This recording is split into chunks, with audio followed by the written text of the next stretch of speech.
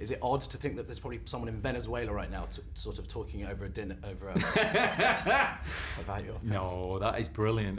Obviously, that is like the buzz. I remember that because I worked in theatre and television in Britain, and you don't have any sense from those of the international world, of the world language of movies. You only get it from movies.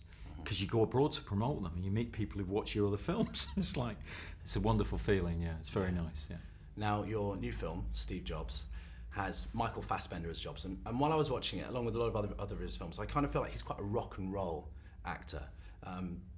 He's partly because he's a bit of he's enigmatic. Yes. And I kind of feel like you have a history with working with actors a bit like that they have that sort of rock and roll streak. Yeah. Are you aware of that when you meet some of these guys? So it's a Celtic thing, isn't it? I think. That's another way of describing it. It's a good way to describe it. It's a bit sexier to say rock and roll. Yeah. But it's a Celtic thing as well, I think, is that it's kind of, there's something non-English about it as well, I think. I don't really work with that many English actors, I've realised. I don't know why that is. Maybe it's my Irish background, I don't know. But I like it feeling like it's on the fringes of what's acceptable, which would be a bit more rock and roll, really, in a way. If what you mean by rock and roll with him is that he is interesting, it's extraordinary watching him work. He's so relaxed.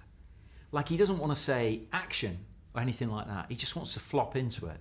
But is he prepared when he's not just flopping into it like some guy who's like just being loose and relaxed. He's absolutely knows it. I mean, he never looked at the script, never looked at sides. He knew the script better than Sorkin. He knew it better than the other actors. He knew their parts. Yeah. You know, so he's right on it, and yet he's relaxed with it as well. What's your relationship with that kind of technology? I mean, you must be engaged in it because I am completely engaged in it, and not very proficient at it because I don't have a young mind, and I think I see that in my kids. The younger minds just automatically can grasp it much and use it much better. The potential of it, they can get more out of the potential of it than I can. But I'm dependent on it completely, yeah. I wouldn't pretend otherwise. I don't know what would happen to me if I lost it. I mean, I guess, because I can remember making films without phones at all, where we didn't have, there were just landlines in the office. And if you wanted to call, you had to go to a phone booth and call the office. And we got on fine.